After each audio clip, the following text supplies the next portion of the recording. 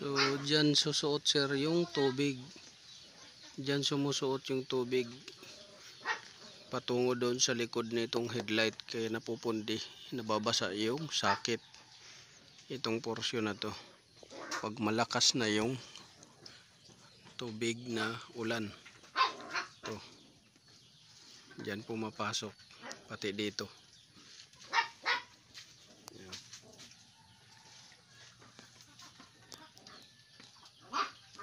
Yan, pumapasok yung tubig, kaya mabilis mapundi, nasusunog yung wire.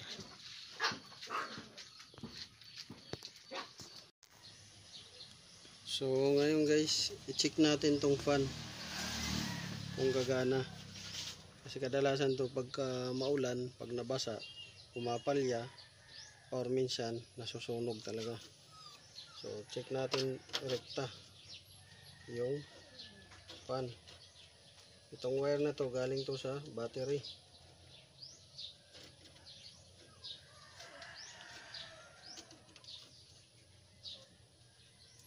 So wala, hindi gumana. Tuktukin natin.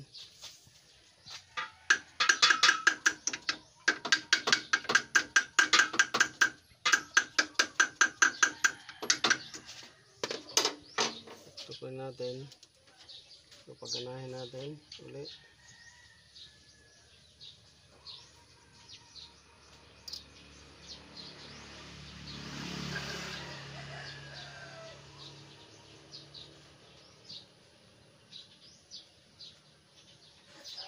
So gumana siya. So meaning nagmamalfunction na siya. Malfunction.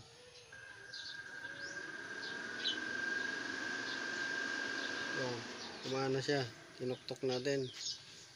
So ngayon ito, hanapin natin kung may ground dito.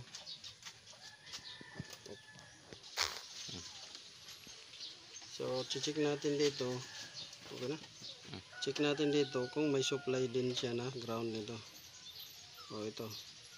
So may ground siya. Naka-positive din doon. Yan. Positive. Tapos dito may supply na ground. Lipat natin sa negative. Kung may short. Meaning hindi sila nagdikit. Ito kasi yung positive. Ito yung ito yung ground. Ito yung ground, ito yung positive. So hindi sila nagdikit. Ngayon, salpak natin. Dito naman tayo sa isa. Ito. Dito naman tayo. Kung gagana tong auxiliary pan nya. Check natin kung may supply din to ng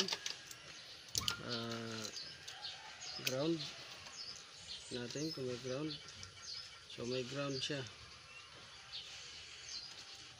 Lipat natin dito para ma-check natin kung nagdikit na to. So wala, hindi umilaw yung positive. So may ground. Ngayon testing natin yung auxiliary pan ng rekta. Rekta natin.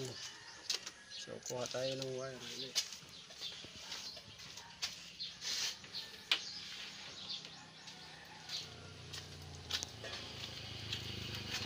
So tap natin dito ulit ito. Tap natin. Tapos ito tap din natin dito. Ngayon, paganahin natin kung gagana yung aux pan nya.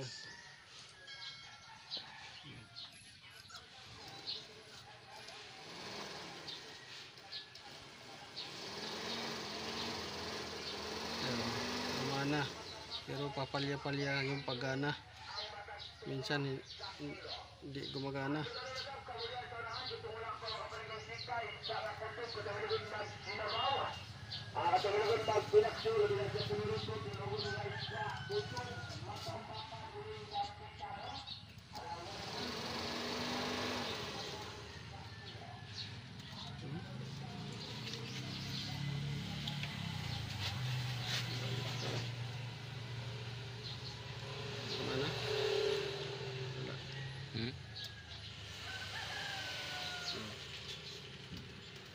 palya-palya siya.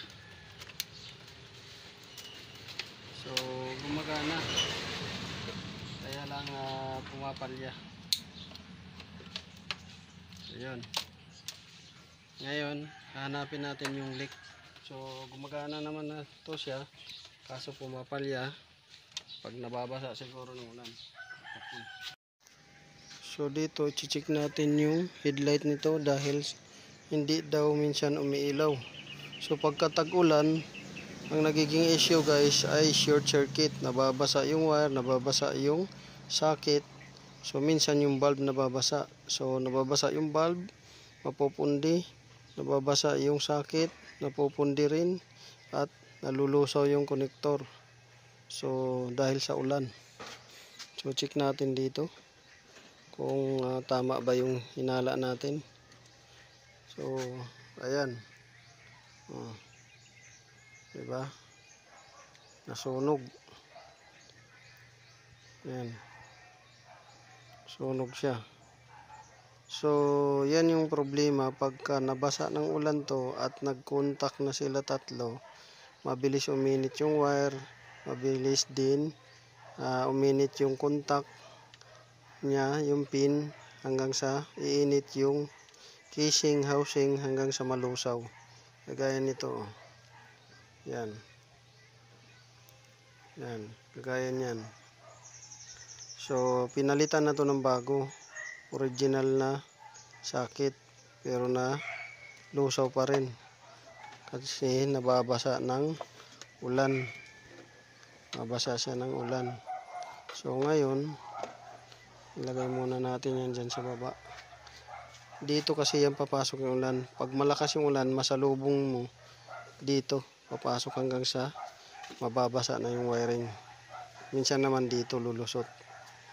So dito naman sa kabila, ating tingnan kung nag-umpisa na ba na malusaw.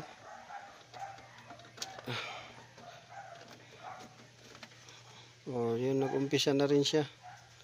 Yan, umpisa na rin na malusaw. Yan, nangitim na yung loob. So yan yung mga possible na dahilan kung bakit napupundi yung mga ilaw ninyo, at saka minsan hindi gumagana yung ilaw. So pakita ko sa inyo yung pinagpalitan dito na galing din dyan. So ito yun, ito yung pinagpalitan. Ayan, nalusaw din, galing din doon sa sasakyan na yun. Pati ito, yan, nangitim rin, yung contact niya nangitim na, indication na uminit. So yan yung ito yung mga pinagpalitan na sakit. So ang iiwasan dapat dito ay hindi siya dapat mabasa. Ang problema kasi naka-expose yung pin yan. So naka-expose din yung socket. Hindi kagaya sa mga bagong modelo, ang naka-expose is yung harness. Itong socket nasa loob, itong harness nasa labas. So bihira lang siya na pasukin ng tubig. Kagaya nito, tatagos dito, pupunta dito. Yan, mababasa yung wiring harness niya. So yun, yan din yung ipipix natin. So ang ipipix dito, headlight, tapos yung aircon, tapos ito auxiliary, at saka yung battery niya na mahina yung karga. So apat, headlight, aircon, auxiliary, tapos yung battery. Yan, charge natin. Titingnan natin kung aabot sa 12.6.